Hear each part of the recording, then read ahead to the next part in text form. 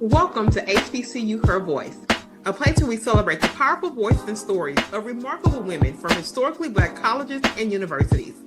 I'm your host, Shanasia Washington, a proud HBCU graduate myself. I'm thrilled to bring you this platform dedicated to amplifying the voice of our community. We dive into inspiring stories of resilience, success, and the incredible impact these women are making in the world. From trailblazing entrepreneurs to innovative leaders, we bring you the stories that matter, showcasing how HBCU experiences shape paths and fuel passions. We'll explore challenges, victories, and wisdom. Whether you're an HBCU alum, a student, faculty member, supporter, or simply someone who believes in the power of diverse voices, we are so glad to have you. So listen up as we share insights, celebrate achievements, and uplift our community. Together, we can inspire the next generation of leaders and ensure our voices are heard loud and clear. A grand welcome to HBCU Her Voice. A grand welcome to HBCU Her Voice. It's your fabulous host, Shanasia Washington, streaming from H-Town, baby. And let me just tell you, while I'm recording this, I'm trying to get my mind right. You know, they're talking about 20 degrees and freezing rain. Just pray for your girl out here in Houston, Texas. Hopefully by the time that you see this, we're back in our 80, 90 degree weather out here in the H-Town. But you guys know I love this place. We are so happy to be in rotation here with the HBCU Her Voice podcast. It is definitely a place of passion. And guess what? We only been recording again for about 4 days. We've done maybe about a dozen women. And let me just tell you, the energy is here. And y'all know how to bring it on this podcast. I have laughed. I have cried. I've done all the things. Let me tell you about today. This woman is going to come and bring the heat. I've been all up and through her business. I tell them I go all through y'all stuff before y'all come here so that we can bring the light and the magic in the way that it's supposed to happen. Without any further waiting time, let's have our guest come to the stage and do our normal drill. Tell us her name, where she's streaming from, which HBCU she's repping, and we're going to get the power of that HBCU story. Without any further waiting time, here she is. Hello, everyone. My name is Valerie Reed. I am streaming from Houston, Texas. I'm in the Cypress area. And the HBCU that I represent is no other than Prairie View A&M University, the Hill, or also known as the Yard. The Hill, the Yard, we got some people. Let me tell y'all something. From these last few women, y'all should see, I'm not biased. It was just PV and Howard that showed up. So if you're mad out there, hey. If you're mad out there, then show up. I can't do it no other way than how they come. And she says she's from PV. So Miss Valerie, tell us about your PV story. Was it always in your heart to go to PV to just kind of fall in your lap? And give us some of those fun memories as to why PV was a pivotal part of your journey. Oh, wow. Thank you for asking that question. So long story short, my mom, she attended Prairie View at one point, and then she transferred to Arkansas A&M, which is now known as University of Arkansas Pine Bluff. But long story short, she told me about Prairie View. There were some people I grew up in Las Vegas, Nevada, fun fact. And there were people in Las Vegas, Nevada who attended Prairie View as well and graduated. And so I became interested in that university. And then I also applied at Texas Southern. And I was like, well, let the best school win. And so Prairie View, I did not see the campus until I walked on as a freshman. And so I just kind of took the chance, a leap of faith during that time. And, I ended up at Prairie View. And I'm so glad I did, because that university or that experience, it really shaped my life and it changed my life. So much so to where when I graduated in 1993 from Prairie View, I went home and worked as a social worker for a year. And then I told my mom, I was like, I need to get back to Texas. So I ended up going back to Prairie View to get my master's in sociology. So the experience, the camaraderie, I had never been around so many amazing people, amazing Black people in my life. And I wanted that experience. And so I'm so glad that God ordered my steps to end up at Prairie View. And the experiences from joining non-Greek organization, Wisconsin Sleepers, to pledging Sigma Gamma Rho, Delta Alpha chapter, to just being a student on campus, to the memories, the laughs, I'm still friends with so many today. I was able to go to Prairie View to attend the football game when they played against Jackson State. And I got to see a lot of people I hadn't seen in years, along with going to homecoming every year, but then going to Atlanta when we were in the Celebration Bowl. That was a whole nother experience by itself. So it's just an amazing experience. It's hard to describe, but it's just an amazing experience to attend an HBCU. And I'm so glad that I graduated from Prairie View A&M University. She said on that hill, and then she had to come back around. I'm going back to Texas because I got to get back down there in Texas and get back in that field. Yes. And now that, you know, I have a son, he's 8, and I have a niece and, you know, cousins and stuff that are now going through their HBCU experiences now at this time. And, you know, some of their parents did not experience the HBCU thing. And I tell them, like, it's nothing, I can't even put a word on the thing. Right. And I say that just from such a place of pride. Everybody knows here that I went to Houston-Tillotson University in Austin, Texas. I am from the Houston area, but I went to Houston-Tillotson. And I'm telling you, like, that, when I look back now, like, that was one of those crossroads and the road moments. And just thank God that I chose that side and that route. So much so, girl, here I am talking about HBCU Her Voice podcast. It got to be that much pride for me to walk it out this way. And when I come here and y'all share that same pride, y'all don't know how that makes me feel. Y'all don't know, like, really, that just uplifts me from a place that I cannot get anywhere else. And I do other podcasts and other things, but I cannot get that anywhere but this place. So when y'all show up and do it for me, that's why I tell you, it means more to me than you know, because we are speaking from a place of pride. And baby, look how good we look up here representing our schools. I wish you'd tell us that we didn't look good up here representing our schools. Okay, Miss Valerie Reed, That's right. That's right. Let me get back on topic, because Miss Valerie Reed is just so beautiful and outside, and really I can feel this sense of calming presence about her already. There's just something about that radiates off of the screen. But I'm here to tell you, Miss Valerie Reed, she's been through some stuff. She has what she does now. She helps with like a lot of grief and things of that sort. So we're going to get into her story. And her story really touched me when I was reading through it, because I want to start here, even though from a hard place, because she experienced a lot of grief real fast with a lot of people that she loved. She lost her brother, her mother, and her husband. Y'all hear me? In a short period of time. And here Miss Valerie is in this beginning of 2026, still standing like she's standing and looking how she's looking. So let me tell you right up off the top, Miss Valerie Reed, you don't look like what you've been through, and thank God for it anyway. Okay. So thank you. Let me say that, because when I say, oh, Jesus Christ, that is some really heavy walking that you had to do in a very short period of time. Tell me about survival in that season, because, oh, Ms. Valerie, that's a lot on every end. How just talk about strictly survival. We're not talking about thriving. How did Ms. Valerie Reed survive?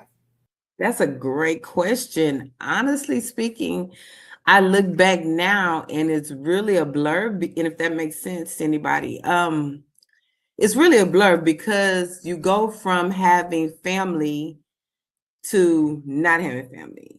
My brother passing away was a total shock, totally caught everybody off guard. But during that time, when my brother passed, my mother was experiencing pancreatic cancer, which she had a tumor removed and she had gone through radiation and all of that. So I'm still thinking, okay, well, she's going to be okay. But once my brother passed away, that's when I believe that she kind of lost the will to keep going, if that makes sense. And so I still, in my mind, I was hurt and devastated. I couldn't really grieve my brother's death because I was so busy trying to take care of my mom and make sure she was okay. And then when she was in hospice care, I didn't really, it was like a bad dream. I still did not believe that all this was happening. And then even after she passed, I'm like, okay, I still have my husband, I still have my children. So after celebrating 15 years, my husband was diagnosed. We celebrated 15 years that June. My husband was diagnosed with cancer, a strong form of cancer, that July. That August, he went back to work. He came home, could not work anymore. He passed away in October. So to answer your question, how did I survive? I can only say that it was nothing but the grace of God. I can't really explain it because it feels like I was just walking through, if it makes sense. It was like the dead walking. I didn't really know what I was doing. And I even prayed and I was like, okay, well, God, what do you want me to do with this? I don't know what this is. You know, I didn't believe that I would survive. I really did not, but I kept going because at the time my children were 3, 8, and 9. And so I'm like, okay, Lord, you got me here with these kids. I don't even know what to do. If it was me by myself, I would probably stay in the bed all day and just put the covers over my head, but I couldn't do that with 3 small children. I had to make the decision to keep going. Now, how I made it on a daily basis, I can only say it was nothing but the grace of God guiding me through, waking me up in the mornings, telling me, get up, go do this or go do that or keep going. That's all I can say. I was blessed though. And I will say this, as much as grief is not talked about, I was blessed to have, I'm a teacher, and I was blessed to have an amazing principal at the time, who was very understanding, did not give me a hard time. If you know anything about leadership or you've worked in a school setting, some principals are not always understanding or caring about your situation. So I was blessed to have a principal who told me in each situation, told me do what I needed to do, allowed my coworkers and all the staff members to come to the services. They were just really supportive. So I don't know how I made it. I can only say it was nothing but the grace of God that kept me and still keeping me. But I can't tell you. I just know that the year was 2011, 2012, and now we're in 2026. And I thank God that I'm still here. Oh, you still standing, and it's come up across the podcast several times. I tell people, like, I was raising my paternal grandparents. They're 1940s kids. I say that because by them being older, I had experienced a lot of death. I come from a large family, so death was the thing like I knew about earlier on. Probably than most kids my age because I was raised by older people and they were seeing their friends and their parents and their uncles and aunts leave this space. But the death that changed my life completely, and I still feel like there's remnants of it that linger around, was in 2013 when my 43-year-old aunt died suddenly.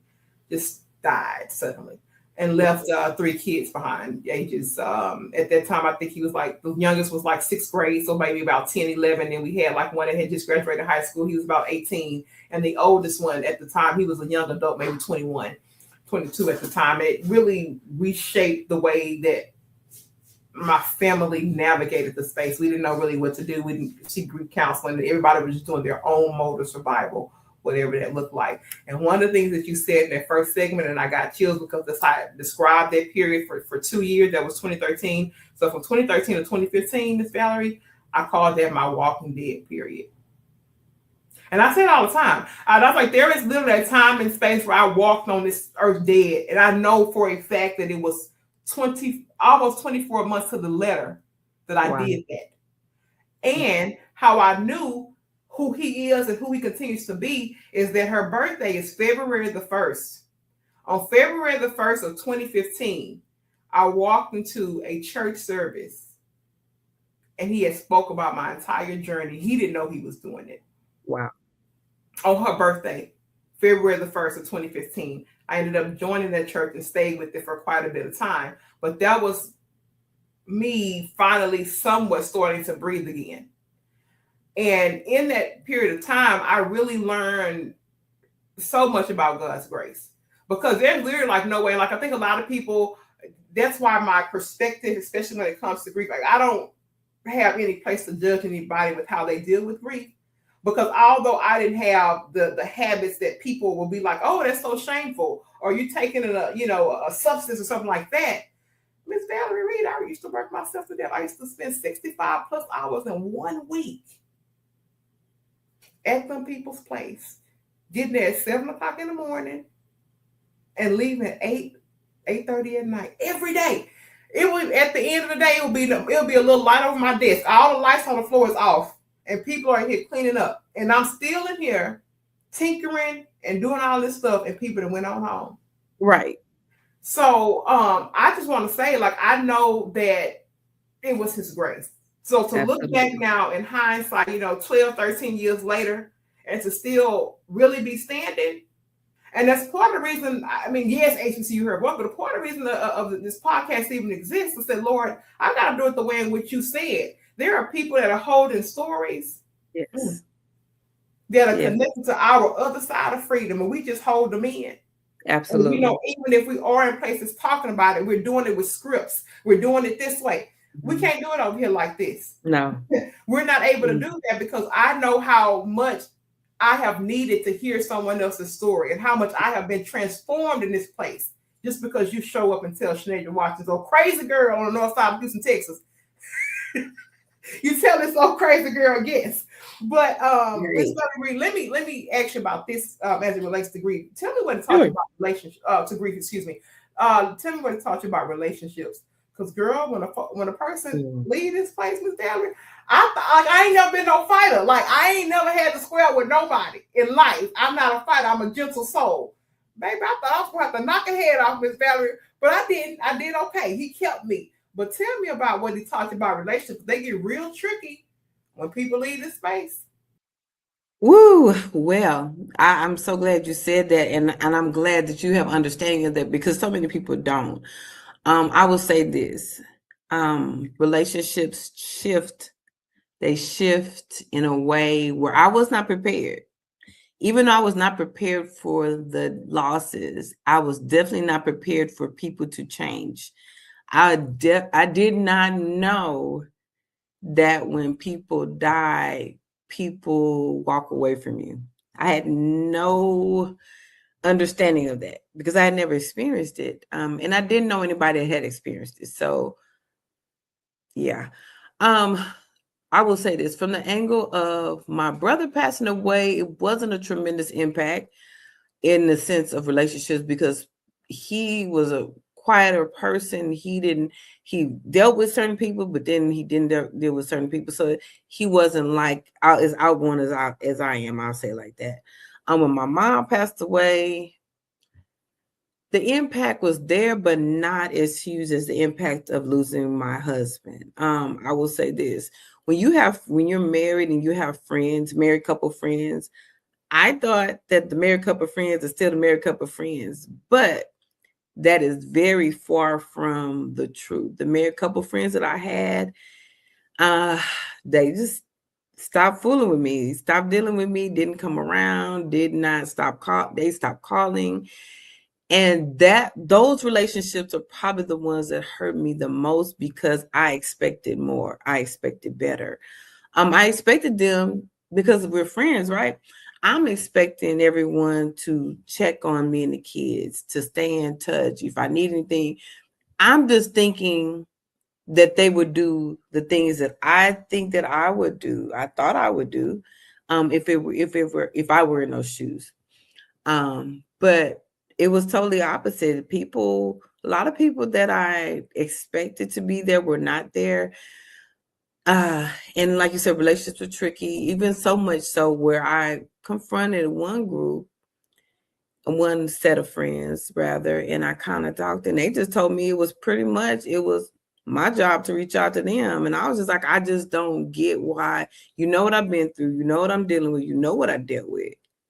So for you to say it's a two-way street, and I just told them, I said, well, now I understand where we stand, and it is what it is. So I had to learn that the hard way, but that was very hard. It was a very harsh reality. So what I have learned is that people change. You have some people that will be there for you, and you have some people that don't. And then you also have, God is so amazing that He'll order your steps and align your path with people who don't even know you, but they'll take on the responsibility of being that person that checks on you. They'll take on the responsibility of being that friend when you need one. So I can say for the most part, relationships did change. There are some people that stuck around. There are some that are still there, but I would say the majority changed in a way that, you know, if I see them, okay. If we don't, we don't.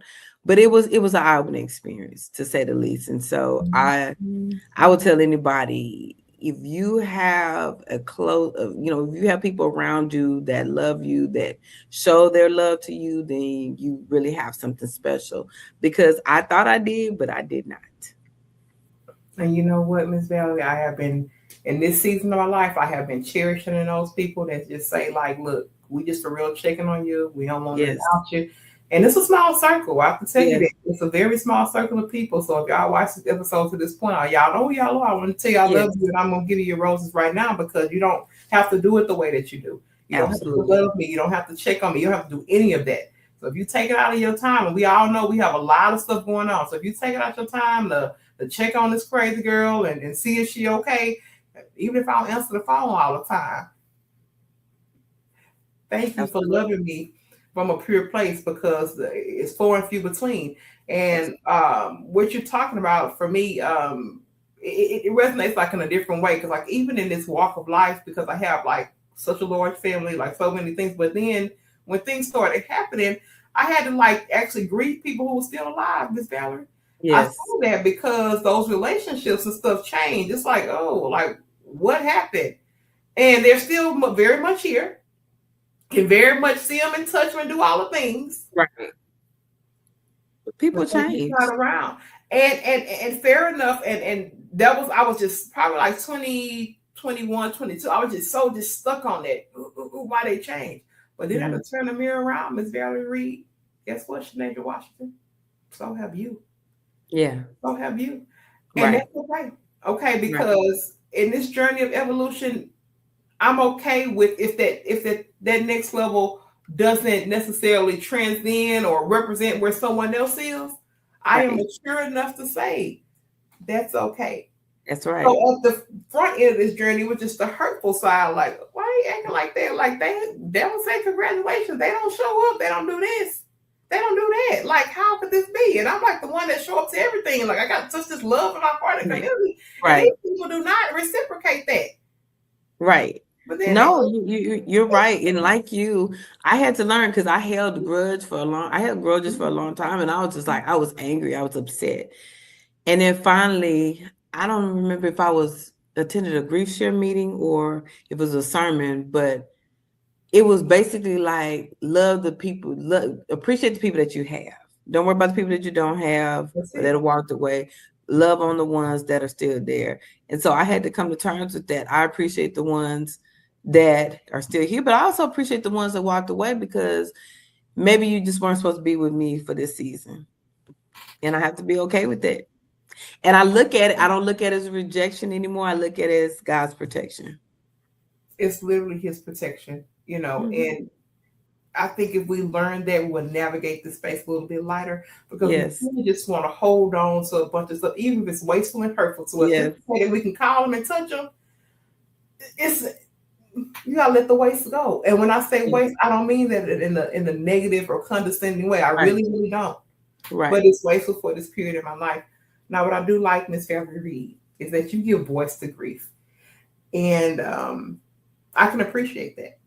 I can truly appreciate that from a person who has gone through the grieving process, touch a lot of people when I can almost even spot when a lot of people are dealing with grief. I don't call it out or anything like that, but just from a person who has really planted my feet in this world and can see a lot of different perspectives and things of that sort. I thank God for, but you give voice to grief.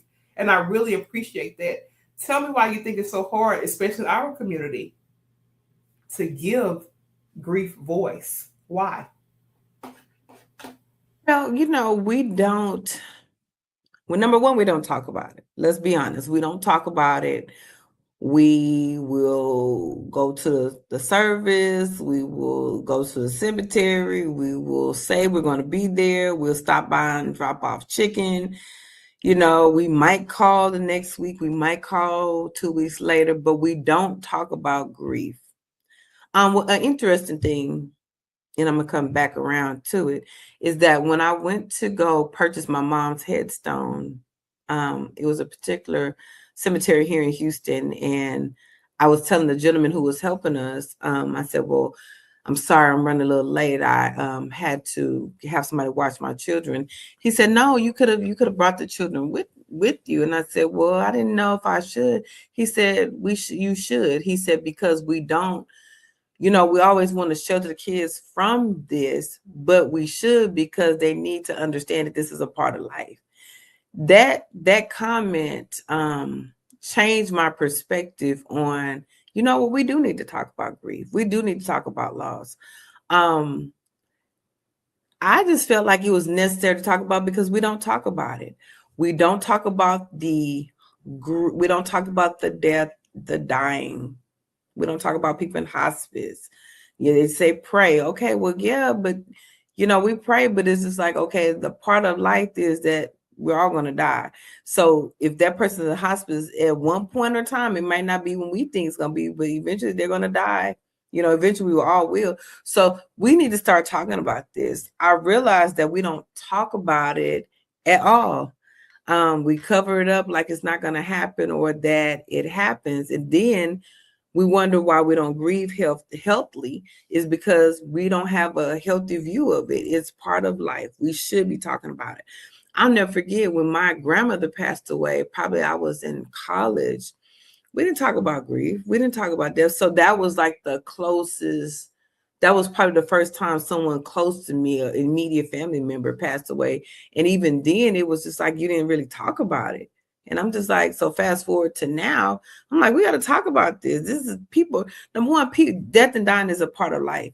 But number two, people are going through their grief experience by themselves, because they don't feel comfortable talking about it with anyone else, because we don't talk about it. Or maybe that person hasn't experienced that type of loss, or maybe that person doesn't understand. Well, I'm big on let's build a community on those who understand. So that's another reason why I started a widows group here in Houston. It's called Hearts in Harmony, and we're still restructuring and building now. But I found it necessary to talk to other women who've experienced the death of their husband, who have children or who don't have children, because your life has changed. It's different. And so I just knew that there was a need. I didn't know what it was like in other places. But I knew in my community, or in this community, that we need something. And I also noticed that in the church setting, we don't talk about it a lot as well. Thank God that there are churches in the area who have grief share. But even with that, it's compartmentalized. It's like you're grieving over here, but how do I grieve over here? But then I'm still part of this big community. So we don't talk about that. So that is why I opened up the door and I was like, okay, God, we're going to talk. I know you gave me a voice to talk about this. We're going to talk about this. Give me the strength to talk about this. Let what I do and say bless someone else. So that is how and why I felt the need to talk about it. And I love that. And I really love that you mentioned, because there are many church settings that have, you know, and I can't really just speak from experience, because I've never attended anything grief related, like I've joined anything grief at church. But based on groups that I have been involved with in church that touch on different other silo type things, there's still a level of compartmentalization that I experience. And then this is not any shade or anything like that. No. But sometimes changing where you're planted to actually bloom and grow makes all the difference. Absolutely. All of the difference. Absolutely. A lot of times, and again, that's why I encourage people to use their voices. Sometimes people can see themselves in you. Yes. And that's what unlocks. That's why I say, y'all be so powerful. My kids be so powerful. They just be playing this so small. I'm like, girl, what? Like you're so good. I'm like, you're so worthy. Like you've been through so much. I was like, you overcome.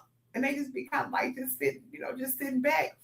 But I hear the stories, and I'm always ignited by them, because I'm so impressed by the warrior that lives in you. I'm incredibly impressed by it. I mean, it literally gives me chills, like when I hear it and I see it. So because of you coming to share, like, this is my perspective, I walk this plane a whole different way, because now I have another little knocker in my toolkit that allows me some empathy on how to talk to people, how to build my emotional intelligence. Yes, absolutely. Okay, now we ain't gonna do all of that. All of what you just said. Yes, all of it. After a while, we'll be passing the offering bucket around here. Yes. So we don't want to, but we want to tell you, But I want to Hey, say, I want to ask you this because this is very important, especially as we just talked about, giving grief the voice. What kind of comes right beyond that is not allowing people to discount your journey. yes. Oh, I want you to talk about this because I wish somebody would try to discount anything I've been through. We might have to do something out there in them streets. I ain't gonna even hold you, Miss Valerie. We might I have to do something in the understand. streets. I So understand. tell me about discounting others' journeys and what have you learned about Mm, standing true in your own journey? Because people will try, oh, it wasn't that bad, or well, you had this and that. No, you don't get the opportunity to discount my journey. I that's want right. you to talk about that and standing firm in your own journey so that others don't try to play with you and discount yours. Absolutely. Well, it's one of those things where once you feel comfortable to tell your story, and I had to I had to ask God to help me with that because I'm like, okay, God, you gave me this voice to do the things. Now you gotta help me with this. So once I was able to tell my story, I had to make sure that I told it from a place of this is my story. It's not your story, it's my story. And as far as people discounting your story, a lot of times people will make little comments about, well, that was a long time ago, or those type of things. But grief doesn't have a timeline, and been another part of my teaching is helping people understand grief does not have a timeline. You know, it's a lot of, how do I say it?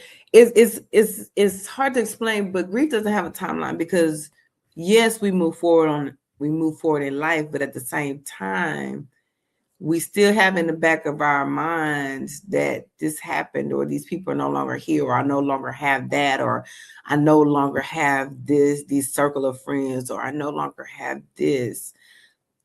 You have to be authentic and tell your story. And what I've learned is that you have to tell your story regardless if people want to hear it or not.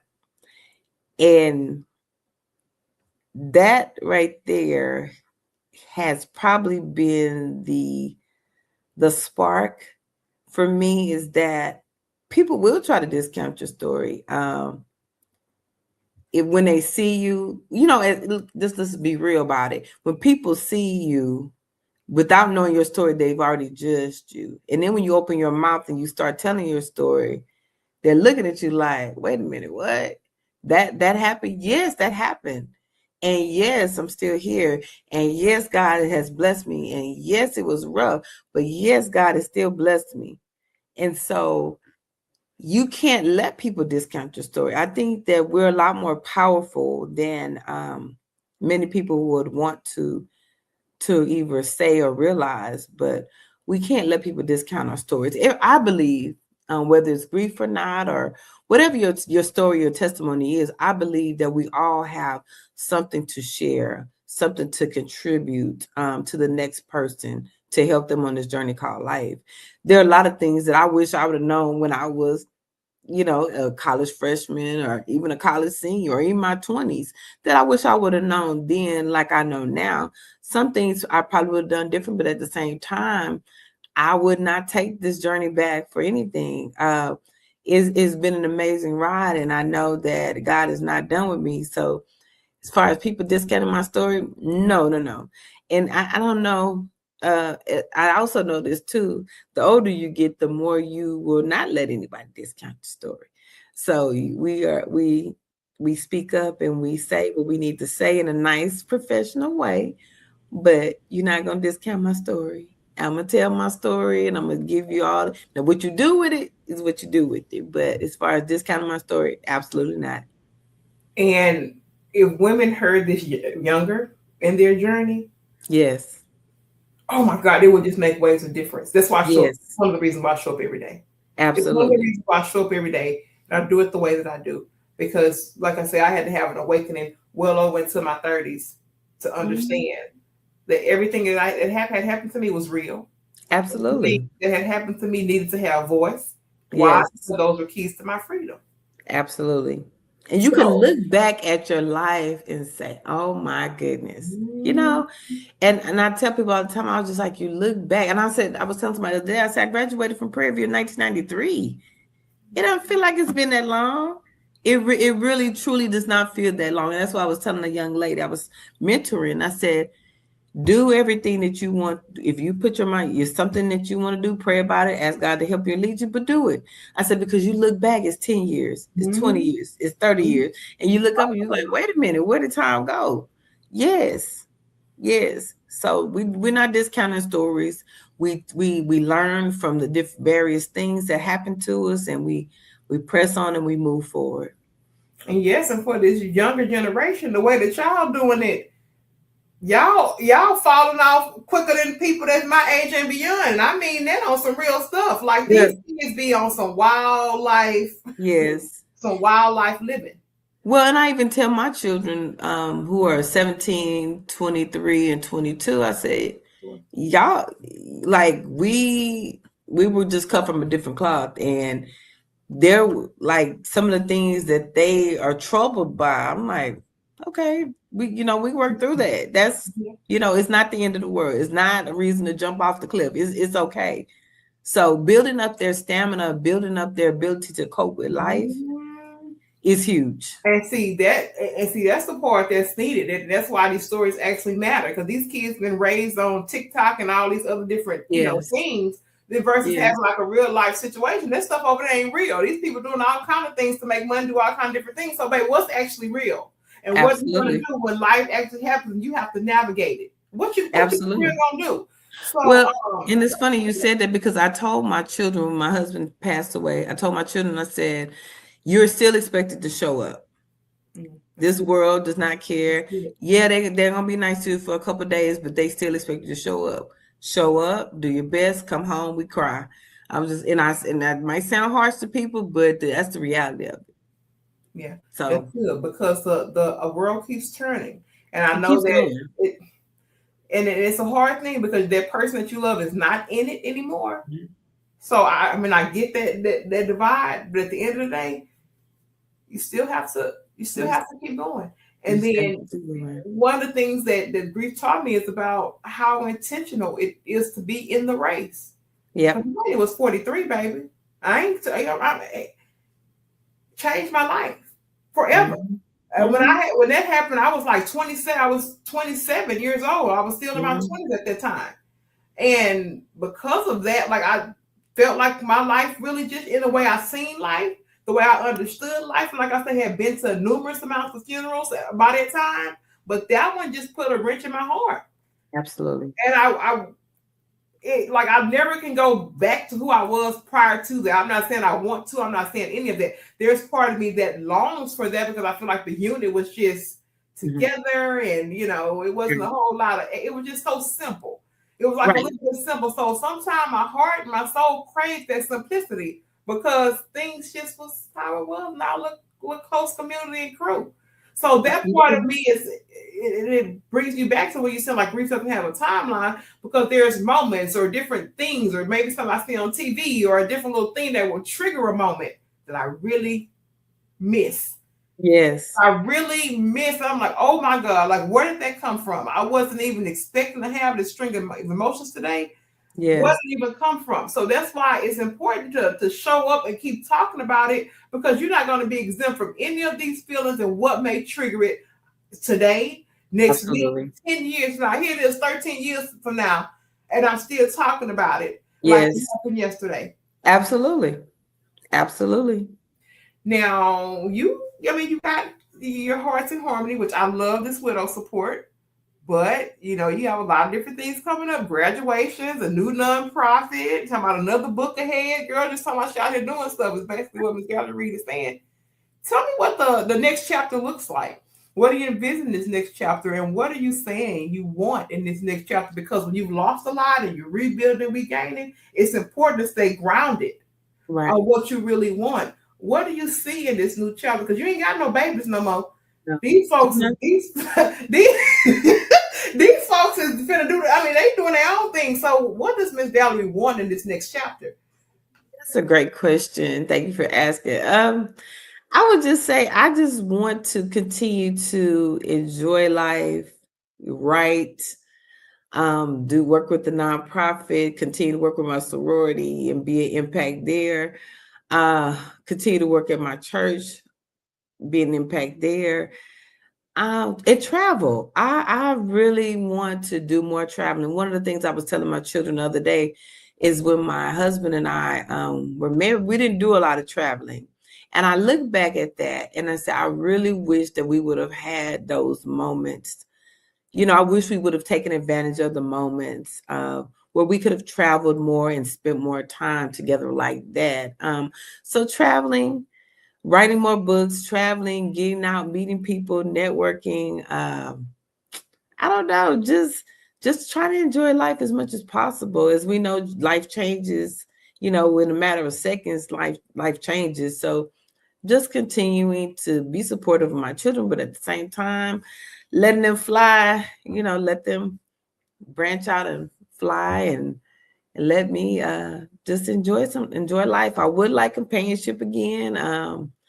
That's gonna come. It's gonna come. I'm not gonna rush it or push it, but it'll come when it needs to come. But just enjoy life and travel and do all the things that I have not been able to do because I've been raising children. But that's it. Just enjoy life.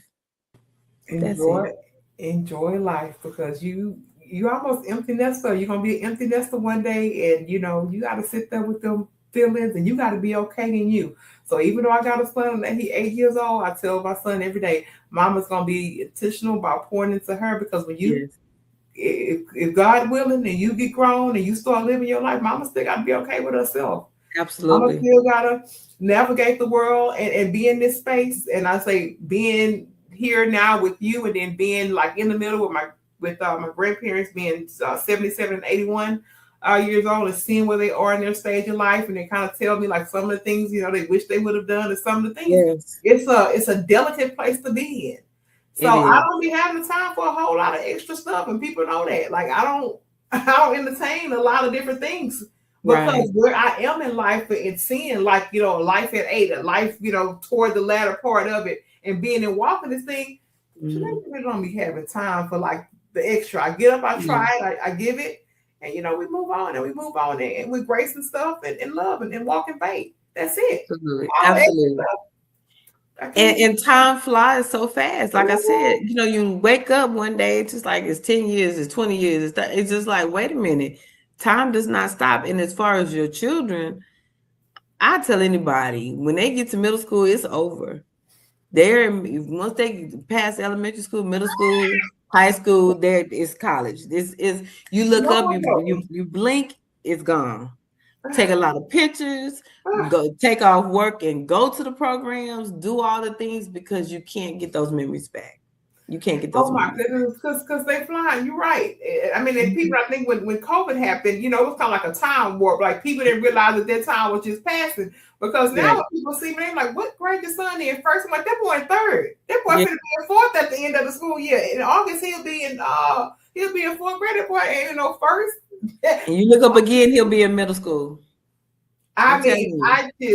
I honestly, like, I even look back at like some pictures, like when he was like 6 months. I'm like, I was still kind of in that warp a little bit. I was working so hard. I thank God for those photos, because it's like moments of that blurry time when you trying to build a career, you doing Yes. all this commuting. I was driving from here to downtown every day, an hour in traffic, and I was just in a system of things. So when I Yes. got home, it's like, okay, let me hurry up. I got to bathe and I got to do this, and you just doing this It's system, a you know. And robotic. sometimes you don't Mhm. feel what's going on. So, man, what you're saying is like, I'm living there now. To even look up now and be like, I'm even in this stage of like my life where I'm seeing, the people that raised me be in this stage of life. Like it just, I mean, every day it's a centering experience. It's a Yes. centering thing. And when I see them, it makes me more intentional about how I show up for him. Because I had to see them grieve their parents. I had to see them grieve all they siblings, most of all their siblings. They're like the last one standing. I had to see them grieve friends. Had to see them do a lot. I had to see them bury a child. I had to see them bury a grandchild. I had to see them bury a great grandchild. You hear me? You hear me? And they still, with whatever they have, show up in a way that they can. That's So that's right. a very grounding experience for me. It So I is. don't have any excuse. I don't have any excuse not to That's show up right. and do it how I can do it. Ms. Scott, Absolutely. I want to make sure that we have a clean segment so we know all of your connection points.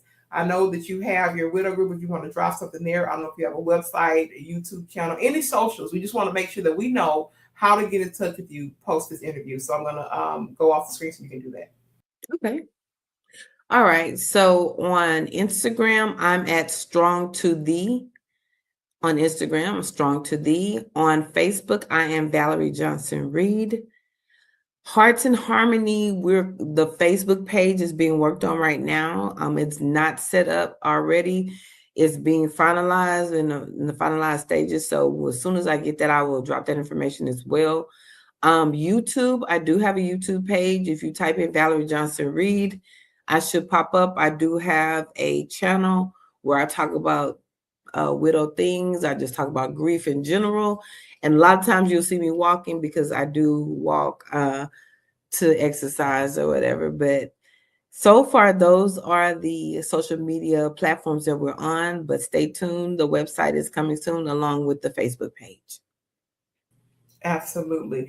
And thank you for bringing this calming presence here today. You made me feel real seen, real supported, and really in the moment here with you. And that's something that I really believe is God's gift for you. You have a presence that does that. And I know that transcends into the work that you do through your mentorship and even through your widows group, and that I can really pick up on. So I have to give you that. Now, I did prepare some rapid fire questions for you. Okay. Before we do rapid fire, I don't get to always do this exercise. I want you to imagine Valerie Reed's 80th birthday. Okay. I don't know what's going on. I don't know what the kids got going on, or if they got kids. I don't know what's happening. Y'all might be in all black. You might say, I'm on a cruise ship somewhere. Girl, I don't know what y'all doing. Okay. We don't Okay. know.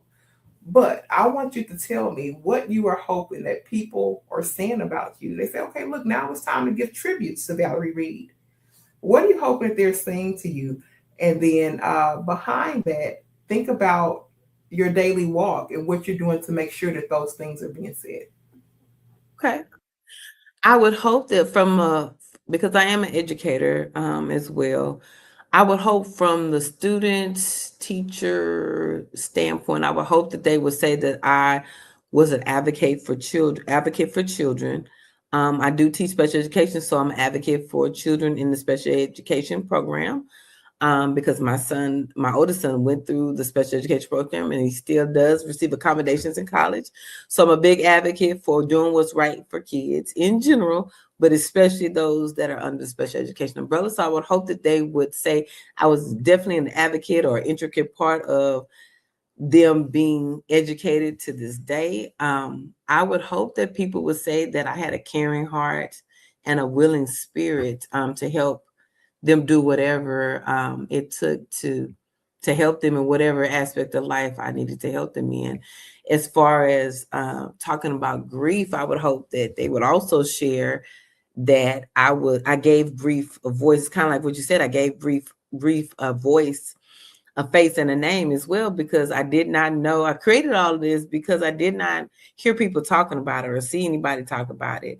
People kind of went in their homes and grieved quietly, but I'm just like, no, we need to talk about this because I don't know who to talk to. I didn't know any other widows. So I would hope that people would say I gave grief a voice and a name in this community, and I was willing to share what I know.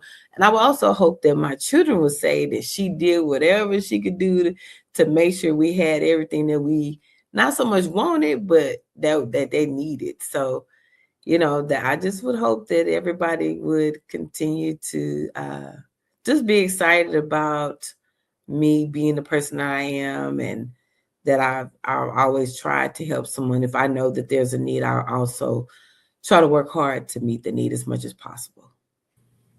I love it.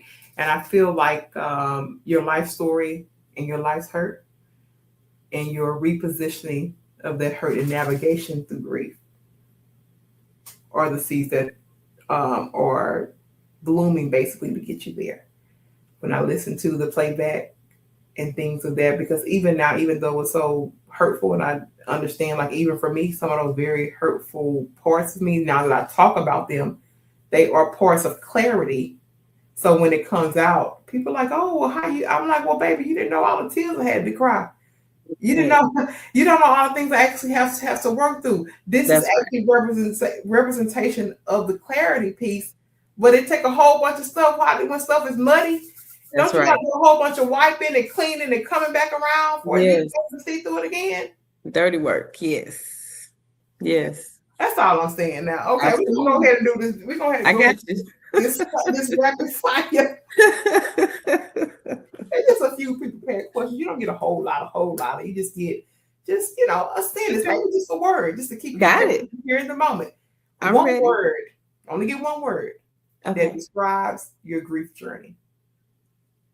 Oh, a marathon. A marathon. One word that defines your faith today. Ooh, unstoppable. Come on, Miss Valerie. Grief has taught me. Oh, that's a hard one. Grief has taught me understanding. And then we just add one, perseverance. I'm just adding that on there, okay? Mm-hmm. Mm-hmm. Healing requires. Take time. I like it. The biggest lesson loss has taught me. Oh, wow. Cherish every moment. That's good because it can get tricky. See, grief is the kind of the emotion after the loss, but the actual loss is a whole. You're going to unpack it. All right. Writing or speaking? I want to say both, but I'm going to say speaking. Speaking. You know it's speaking. Did I just tell you give it voice? It's speaking, girl. I know, but I love to write too, so. Tell me, faith during grief is? Oh, it's tricky. Tricky. One thing a widow needs to hear the most from your perspective, because this probably could be different for others. Don't quit. And last but not least, finish this sentence. God kept me when I could not keep myself. Come on now, Miss Valerie, and show them how to do it. And that's real talk. That is, yes. I didn't even care to keep myself. Let me say it like that. So, yes. Let me just and I can say a lot more, but I won't. But yes. I love that rapid fire round. This is the part in our podcast where we cue over to our guests for final thoughts. We say, give us some great parting words for this space, something that really captures the essence of Valerie Reed. And once you give your final thoughts, I'll be back to close the show. Once again, thank you so much for having me here on HBCU Her Voice podcast. It's been an amazing time. I would say, man, my advice to anyone that has gone through the grieving process or is still going through the grieving process, because it is an ongoing process, do grief the way that you need to do grief. Get help. There are people that understand your journey. There are people that are not judgmental. There are people that want to help you, that are interested in helping you, that don't have ulterior motives. But get help. It's okay to get help. I think that would be the best way I would summarize it is it's okay to have help. In our community, so often we're judged because this person goes to therapy or they take medication and really and truly, if it's needed, then we need to do it. And so I would say definitely get help. If you don't know where to start, reach out to me. I would love to connect you. That's the social work side of me, is I would love to connect you with the resources and the network to get you where you need to be, get you in your community. So get help. Help is out there, willing and able to help you. Also step up your faith. Make sure that you're connected. I know a lot of people are not going to church anymore, but I suggest you do. We need that community. We need that community of believers to surround us and cover us. Yes, people can't cover you outside of church, But what I have found what has helped me and sustained me is not only my relationship with God, but also making sure that I'm connected to a local body of church, local body of Christ as well. I love that. Miss Valerie said, get to some holy ground. If you know some old folk that know some old folk that I'm been just around some saying. old folk, they'll tell you got to get some holy ground. And where I am, of course, coming off COVID and all different things, like I have been longing for stepping on holy ground. I've been doing a little bit of moving around, trying to find a place to settle, and doing different things. But I can tell you that we've been like a lot of places, and even interviews with people from these bodies. But I can just tell you that as somebody who have known to go to holy ground as a child, coming back up in this phase of my life, there's a longing for it. And I am different when I leave holy ground. I just want to say that. So, I tell you real life based on my experience, because Makes a difference. I don't know who you believe in and who you pray to and do all these kind of things, but I don't hide what I do. I ain't got nothing against what you do. Right. You don't hide. Right. That's all I'm saying. But let me tell you one thing to everyone that's out there in the HBCU Purpose podcast land. Y'all have sit up here and rocked with us for all this time.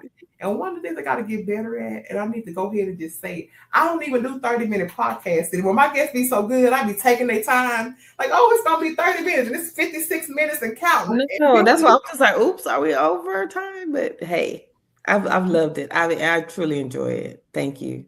Oh, you are more than welcome. And I tell people miraculous things happen when you let your voice shine. I don't stand here and do these podcasts for any vanity or metrics or anything like that. I really use it as a place of pure connection and really, truly transformation. And I just think, God, these are really his platforms. I know y'all see little stuff scrolling over the little cute colors, but it's really his. And Right. what you will always know is that I represent him and he lives in me. Absolutely. I want you to always know that from the podcast. And like the old folk in church say, I love you, ain't nothing you can do about it. And come on back next time with another amazing woman here on the HBCU Her Voice podcast. Until then, I love you.